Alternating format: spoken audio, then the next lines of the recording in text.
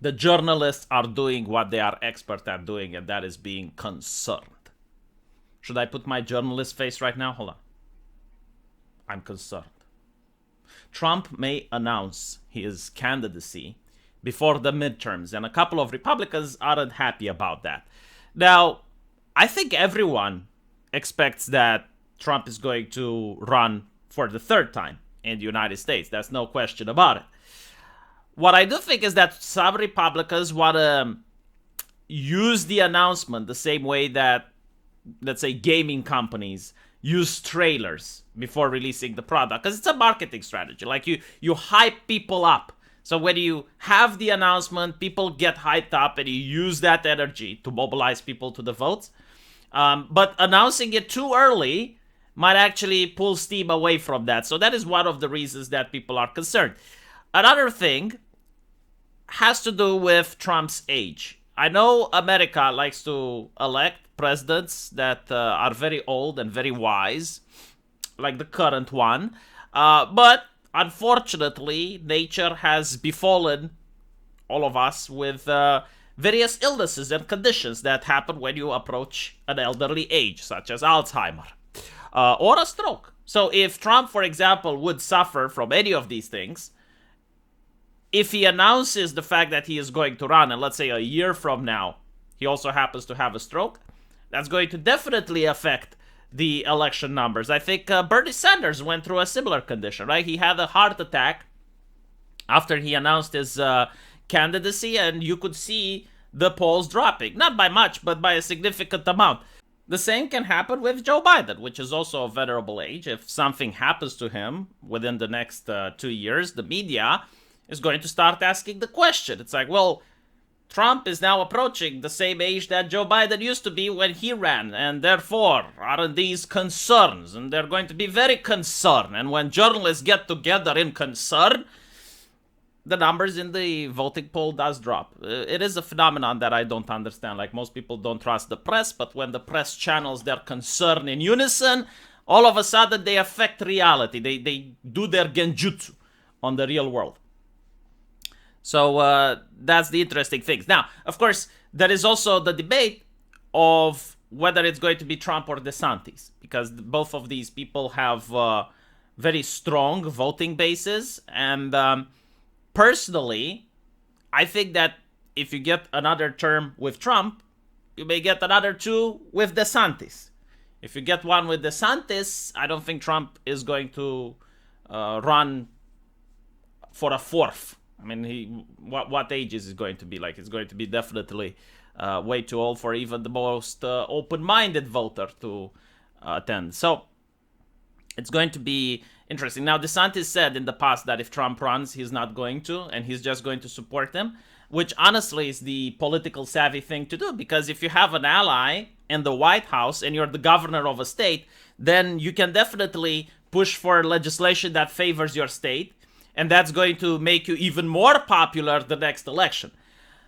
But again, politicians have often changed their minds, and they have said one thing that, for example, they're not going to run again, and yet, yay and behold, they do.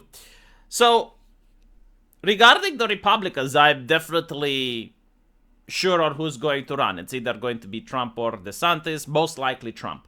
But regarding the Democrats, I have no clue. I have no idea who they are going to put forward.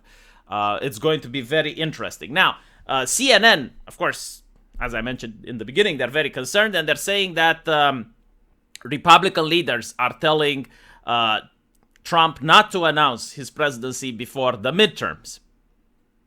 And apparently, is this one of those articles where they heard from a guy that they heard from another guy that he told his associates he is eager to launch another presidential campaign as early as this month to capitalize on President Joe Biden's increasingly dismal poll numbers.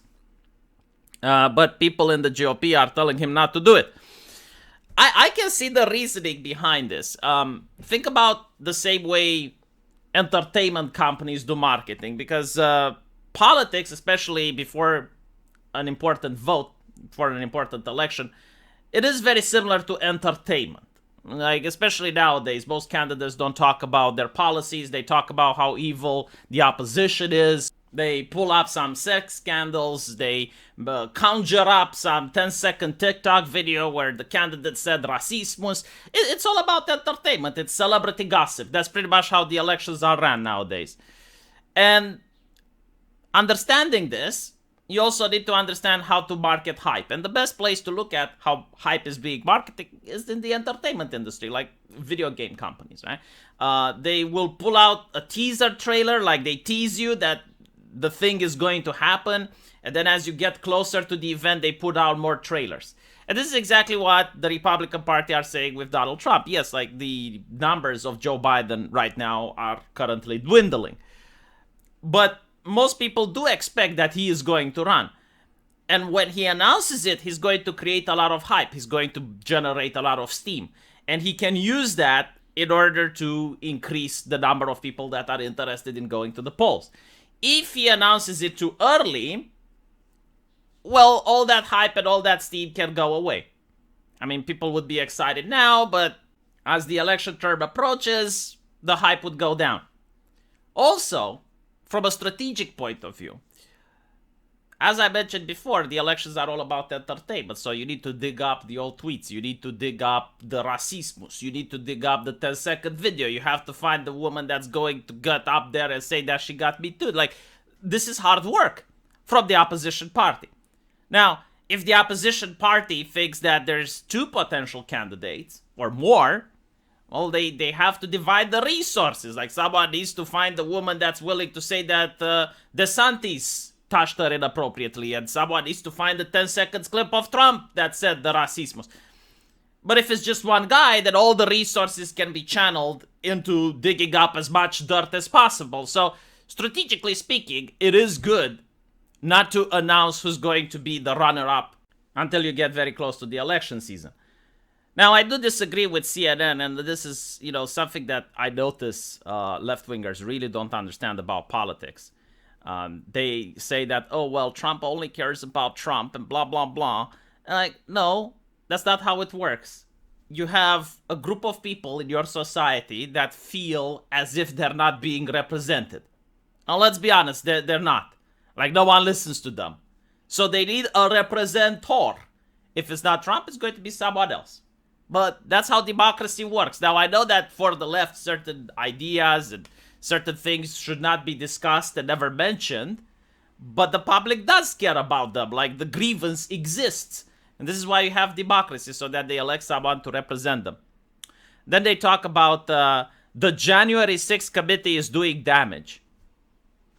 I think that the gas prices are doing damage, to be honest. I mean, I think that the lowering of the lifestyle of Americans is doing damage. The inflation is doing damage. The January 6th committee, outside of Twitter and social media, I've not heard many people talk about it.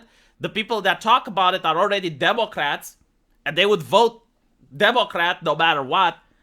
But when I looked at the January 6th committee, I saw only Democrats speaking, like overwhelmingly. It was people doing the accusations, very little defense. It was a public theater, if you will. And what's more interesting is that at one point they said that Trump, I think like he strangled a Secret Service agent and he grabbed the wheel of a Secret Service agent to turn the car around. And all the media was just focusing on that. Like that was the headline in every single newspaper. And a couple of days later, like the Secret Service agent said that, yeah, we're going to testify under Wolf. Like that didn't happen. We're willing to testify. And the press went like, oh, well, that was just one thing. It wasn't the most important thing. And it's like, well, I don't care. Like, well, all you have is like the Johnny Depp judge would say, hearsay. Like, all you have is hearsay. It's like, well, this person that happened to be there saw this, and this person that happened to be there saw that. Oh, it's just hearsay, So it's public theater for, as I mentioned, that this is what elections are nowadays. They're entertainment.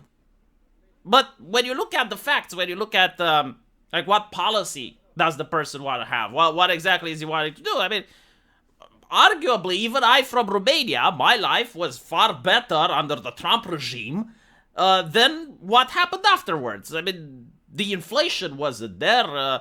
The war in Ukraine wasn't there. The gas prices were reasonable, but we had mean tweets.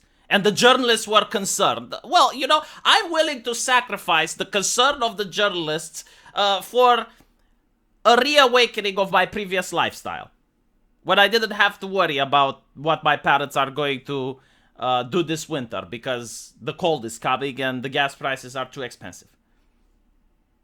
Naruhodo? Probably not. I'm probably an evil person, right? Like, this is, again, like the entertainment. If you don't champion social issues and you champion economic issues and what's good for you personally, oh, you're a bad person. Okay, I'll deal with that. But what's also interesting is that there is another hearsay, because if we deal in hearsay, we have to deal with this, where Trump talked with Putin and he said that if he invades Ukraine, Trump is going to bomb Moscow.